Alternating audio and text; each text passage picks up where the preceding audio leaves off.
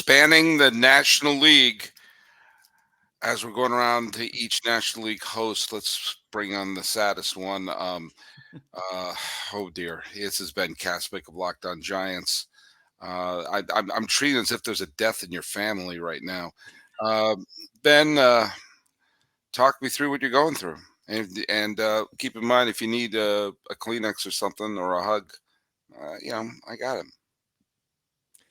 What's crazy, Sully, is that I'm kind of used to this, and so I'm kind of numb, and uh, I, I, I just sat there in kind of stunned disbelief for a good long while after uh, hearing of this news. It was uh, at the same time kind of the expected outcome all along, I would say, Hmm. but also simultaneously we're talking about uh, yesterday hearing about he may go to the Blue Jays, and even that was rough as a Giants fan because you and I did a show last year, like, oh, 88 wins to Ohtani or whatever, and they couldn't even finish over 500. They don't get Ohtani. As bad enough he goes if he were to go to the Blue Jays. But no. No. It's the Dodgers. Of Yeah, course it's the Dodgers. yeah. Well, look at I'm trying to as you're on this ledge, and I'm trying to not have this turn into a frantic ending here. The Giants have money, and the Giants have been wanting to spend this money for the last couple of years. They have not been successful at spending said money. I personally think, and again, noted, all my predictions have been wrong. But as I make another prediction, I should start saying that everyone's going to sign with the Dodgers just so that they don't, for your sake. But Please. I think the Giants are going to be galvanized right now to try to sign Yamamoto. I think that they're going to try to do that. Melvin is there. Melvin's a fine manager. There is some talent on the team, and despite Otani being yet another MVP on this team, the Dodgers have tremendous pitching issues right now that Otani can't help in 2024.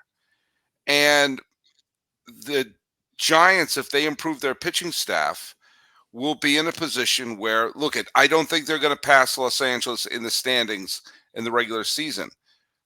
But if they could put themselves in a position to be one of the three wild card teams, Giant fans, and as I said this to Javi Reyes when I did my segment with him, Giant fans are like Padre fans. They shouldn't be concentrating on the Dodgers right now. They should be concentrating on Miami, on Philadelphia, on St. Louis, on Arizona. Finish ahead of them and get yourself into the dance and hope that the Dodgers do what they've done almost every year since 1988, with the exception of the COVID year, which is fall flat on their face at one point before the championship is won.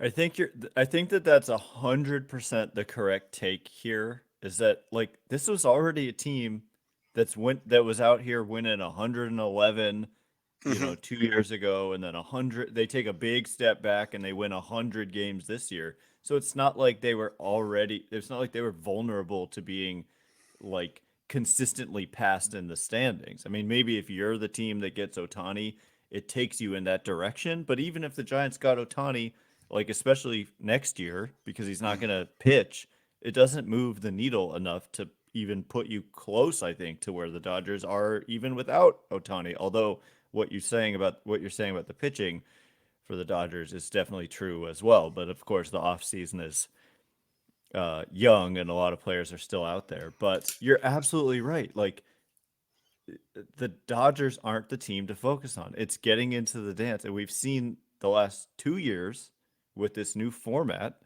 that these wild card teams, the Phillies in 2022, and the Diamondbacks, who swept the Dodgers, by the way, like you mentioned, the playoff failures in 2023, both those teams go to the World Series. And so you don't have to be that team with the superstar.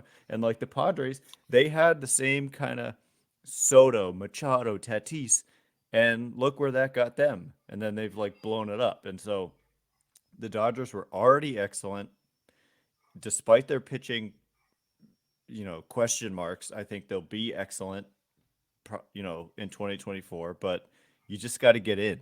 And Yeah, you look at the only play this team like what, 12, 13 times a year. It's already tough. It just got tougher, but the optics aren't fun, well, but think of the at the last same time, just get in. Just get in.